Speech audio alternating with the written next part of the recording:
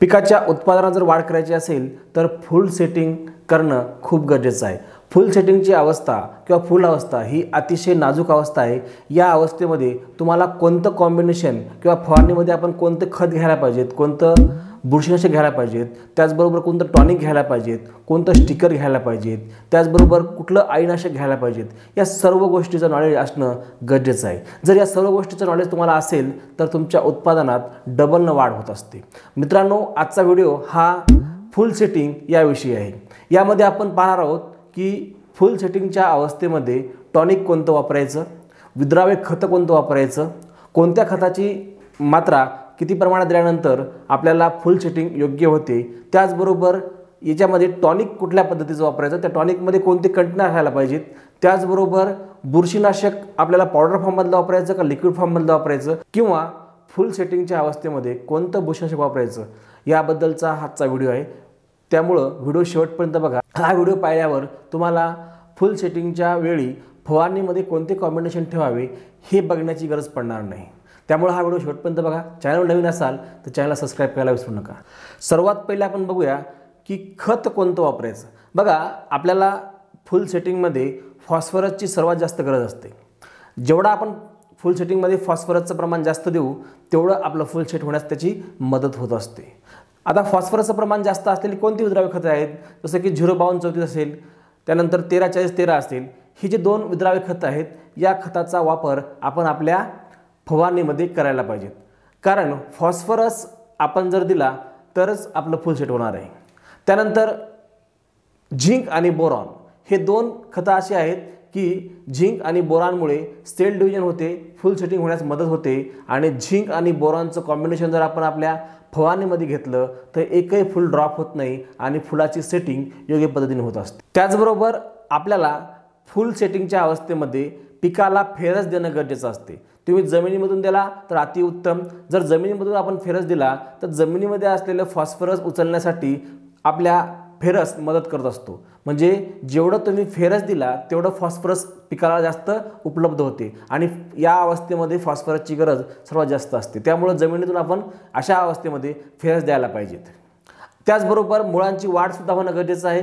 Ferrous सोबत आपण जमिनीमधून humic ॲसिडची सुद्धा ड्रिचिंग आपल्या फेरस सोबत आपण करू शकतो आणि सोबत सिलिकॉन बेसचं स्टिकर सुद्धा आपल्याला यामध्ये टाकायचं आहे। यामध्ये तुम्ही ॲग्री82 किंवा इतर कुठल्याही सिलिकॉन बेस असलेलं एक प्रोडक्ट तुम्ही घ्यायला पाहिजेत।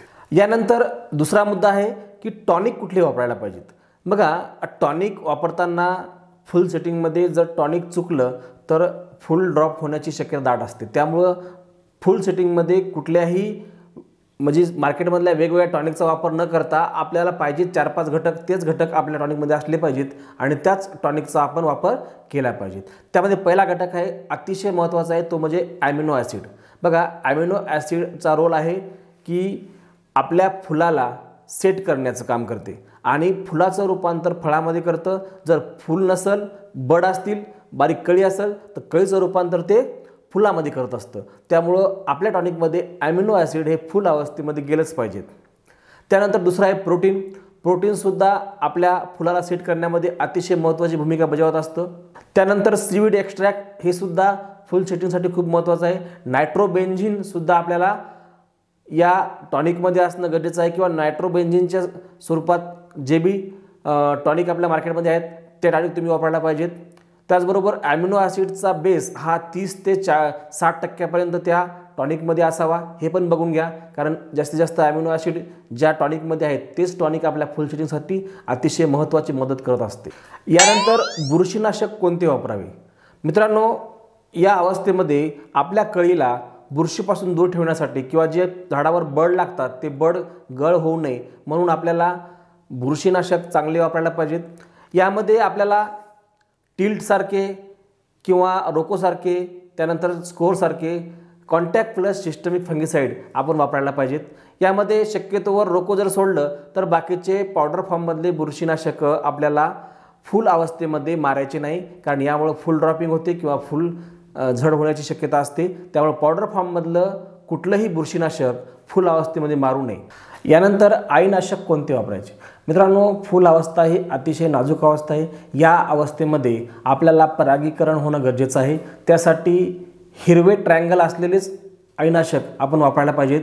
तुम्ही बघा जे बी अळीनाशक घेतात त्या डब्यावर चिन्ह असतात लाल, हिरवा, पिवळा, त्यामध्ये हिरवा म्हणजे ग्रीन सिग्नल असलेलंच अळीनाशक आपण वापरायला पाहिजेत। त्याचं महत्त्वाचं कारण असं की जर ग्रीन सिग्नल असलेलं जर अळीनाशक आपण वापरलं तर थोडंसं ते कमी पॉवरचं असतं आणि त्यामुळं आपल्या ज्या मधमाशा आहेत त्या मधमाशा आपल्या फुलांवर येऊन परागीकरण करतात आणि फुल सेटिंग होण्यासाठी खूप महत्त्वाची भूमिका मधमाशा बजावत असतात। त्यामुळं मधमाशीला आकर्षित होण्यासाठी किंवा मधमाशीत येण्यासाठी आपल्याला रेड त्याच्यामध्ये चिन्ह असलेलं किंवा अतिशय हार्ड आपल्याला कुठल्याही प्रकारचं अळीनाशक यामध्ये वापरायचं नाही। यामध्ये आपण वापरू शकता नीम ऑइल प्लस इमामॅक्टिन, हे सुद्धा खूप बेस्ट कॉम्बिनेशन आहे। याच्या व्यतिरिक्त काही वापरायची गरज नाही। नीम ऑइल आपलं 10,000 ppmचं घ्या आणि इमामॅक्टिन आपल्याला 5 ग्राम प्रति पंप घेतलं तर खूप चांगलं कॉम्बिनेशन होतं। यामुळं आपली जी माशी आहे, जी आपली मधमाशी आहे ती आकर्षित होते। त्यानंतर तुम्ही नीम ऑइल प्लस फिश ऑइलसुद्धा घेऊ शकता किंवा तुम्ही एखादं साधं मार्केटमधलं अळीनाशकसुद्धा घेऊ शकता। यानंतर आपल्याला एक स्टिकर घ्यायचं आहे, कुठलंही सिलिकॉन बेसमधलं स्टिकर घ्या, जे ॲक्टिवेटर आहे, स्प्रेडर आहे, मिक्सर आहे।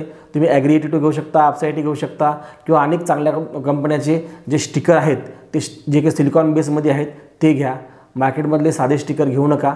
आता यामध्ये आपल्याला प्रमाण घ्यायचं आहे, खताचं प्रमाण आपल्याला 500 ग्राम 200 लिटरसाठी घ्यायचे, म्हणजे अळीनाशकाचं प्रमाण हे 1 ml ते 2 ml प्रति लिटर घ्यायचे। त्यानंतर टॉनिकसुद्धा 1 ते 2 ml प्रति लिटर घ्यायचे आणि स्टिकर हे 1 ml 1 लिटरसाठी घ्यायचे। मित्रांनो, याच प्रकारचे नवीन व्हिडिओ पाहण्यासाठी आमच्या चॅनलला सबस्क्राईब करा। चॅनलवर नवीन असाल तर चॅनलला सबस्क्राईब करायला विसरू नका आणि हा व्हिडिओ जास्तीत जास्त शेतकऱ्यांपर्यंत पोहोचवा, जेणेकरून त्यांना आपल्या फुल सेटिंगमध्ये याची मदत होईल। So thank you, wish you wealth.